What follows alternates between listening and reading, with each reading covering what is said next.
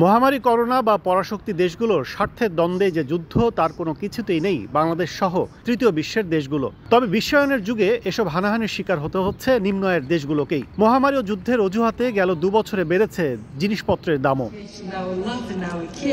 প্রত্যাশা রয়েছে আসছে বছরগুলোতে চাঙ্গা হবে বিশ্ব অর্থনীতি। সেক্ষেত্রে শঙ্কা তৈরি করেছে পরিসর বৃদ্ধি হওয়া নয়া যুদ্ধ পরিস্থিতি। এমন অবস্থায় IMF এর বসন্তকালীন বৈঠকে সংস্থাটির ম্যানেজিং ডিরেক্টর বলেছেন, শান্তি ও সংঘাত একসাথে চলে না, গুরুত্ব দেন পরিবেশের ভারসাম্য রক্ষায়।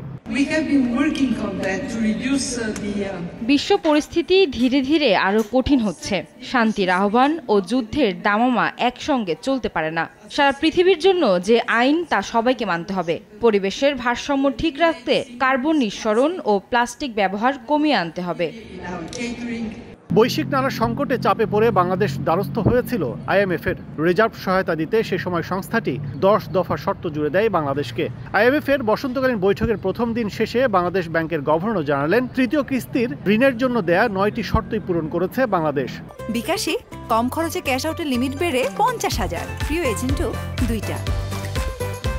10টার মধ্যে 9টাই মিট করেছি, একটা ছাড়া, সেটা হলো reserve.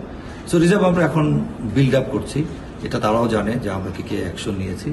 So I don't think যে আমাদের যে কিস্তি ছাড় করা হবে সেটা নিয়ে কোনো সমস্যা হবে না। তৃতীয় কিস্তির ঋণ ছাড়ের প্রক্রিয়ার অংশ হিসেবে আগামী সপ্তাহে বাংলাদেশ সফরে IMF প্রতিনিধি দল আসবে বলেও জানান গভর্নর।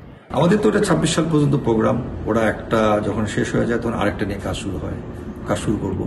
আর সেই জিনিসটা শুরু হবে ঢাকায়, ওরা নেক্সট উইকে আসতেছে, তখন এর মধ্যে আর না। এদিকে মরিশাস থেকে প্রবাসীদের রেমিটেন্স পাঠানো সহজ করতে দেশটির সেন্ট্রাল ব্যাংকের গভর্নরের সঙ্গে ফলপ্রসূ আলোচনার কথা জানিয়েছে বাংলাদেশ ব্যাংকের গভর্নর। IMF এর প্রথম দিনের বৈঠকে সরকারি বেসরকারি খাতের উন্নয়নে বিশ্ব ব্যাংক ও ইন্টারন্যাশনাল ফাইন্যান্স কর্পোরেশনের সঙ্গে আলাদা বাজেট নিয়ে আলোচনা হয়েছে বাংলাদেশের।